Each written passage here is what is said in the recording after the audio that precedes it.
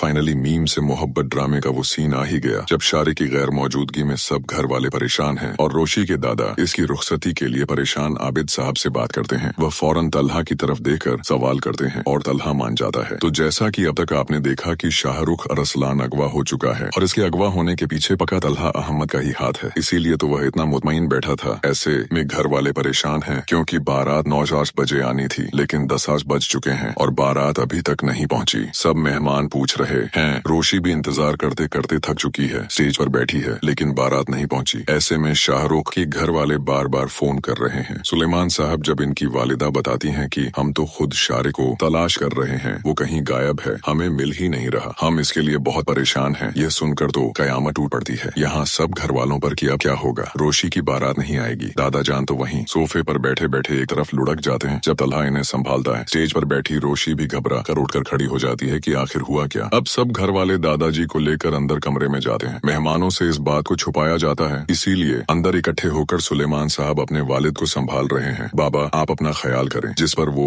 रोते हुए कहते हैं, सुलेमान आज रोशी की शादी होनी चाहिए, वो रुखसत होकर अपने घर चली जानी चाहिए। सुलेमान साहब तो अपने वालिद को देखकर परेशान, बाबा सब ठीक हो जाएगा, आप संभालिए खुद को। वो घुटनों के बल बैठा तलहा अहमद भी इनके लिए परेशान हो रहा है। जब दादाजी तलहा से बात करते हैं, इसके आगे हाथ जोड़ते हैं, बेटा रोशी की बारात नहीं आएगी तो मेरी पोती की बहुत बदनामी होगी, हमारी इज्जत अब तुम्हारे हाथ में है, तुम प्लीज हमारी रोशी को अपना लो। तलहा फौरन इनके हाथ पकड़ लेता है, ये आप क्या कर रहे हैं, ऐसे मत करें, मुझे कोई एतराज नहीं रोशी से शादी के लिए। इसके बाद सब घर वालों के चेहरे पर मुस्कुराहट आती है, सुकून का सांस आता है और वो सब इकट्ठे होकर स्टेज पर परेशान हाल खड़ी रोशी के पास जाते हैं। रोशी घबरा रही है, क्या हुआ है दादाजी, क्या बात है। दादाजी फौरन अपनी रोशी को गले लगा लेते हैं और इसे बिठाकर बड़े प्यार से समझाते हैं, हमारी इज्जत अब तुम्हारे हाथ में है, अगर तुम्हें अपने दादा पर भरोसा है तो इस निकाह के लिए राजी हो जाओ। वह हैरान परेशान अपने दादाजी को देखती है, जो इसे बताती है कि वह इस वक्त इसका निकाह तलहा के साथ कर रहे हैं। रोशी को यकीन नहीं आता और वह कभी नहीं चाहेगी कि वह तलहा अहमद की अनचाही जबरदस्ती की बीवी बनकर उनके घर जाए। वह इतनी गिरी पड़ी नहीं है, लेकिन दादाजी की मिन्नतें इसे मुंह खोलने की इजाजत ही नहीं देती। वह रोती हुई आंखों से सामने परेशान खड़ी अपनी पूरी फैमिली को देखती है। इसका बाप, इसकी माँ, इसकी दादी, फूफो, बहन, बहनोई सब परेशान हैं, सिर्फ रोशी के लिए, और इन सब की इज्जत रोशी के हाथ में है। वो ना चाहते हुए भी मान जाती है और यूं आनन फानन इसका और तलहा का निकाह करके इसे तलहा के साथ रुखसत कर दिया जाता है। किस्मत इस तरह बदल जाएगी जिससे वह मोहब्बत करती है, वह इसके नसीब में लिख दिया जाएगा। इसे यकीन नहीं आ रहा, लेकिन वह खुश होने की बजाय गुस्से में है। नाराजगी है कि इस पर तरस खाकर इसे अपनाया गया। इसके घर वालों की इज्जत बचाने के लिए तलहा अहमद ने मजबूरी में यह निकाह किया। वह तो सबीका को पसंद करते हैं, उससे शादी करने वाले थे। अभी तो रोशी को पता ही नहीं कि सबीका का चैप्टर तो कब का क्लोज हो चुका था। फिलहाल तो वह कमरे में आकर गुस्से में अपना जेवर उतार कर नोच कर दुपट्टा फेंकती है और तलहा अहमद तो खुश और मुतमईन है कि उसने रोशी को बचा लिया उस शारिक अरसलान के चुंगल से। लेकिन आबिद साहब इस सारी सिचुएशन पर हैरान हैं कि यह सब आखिर हुआ कैसे।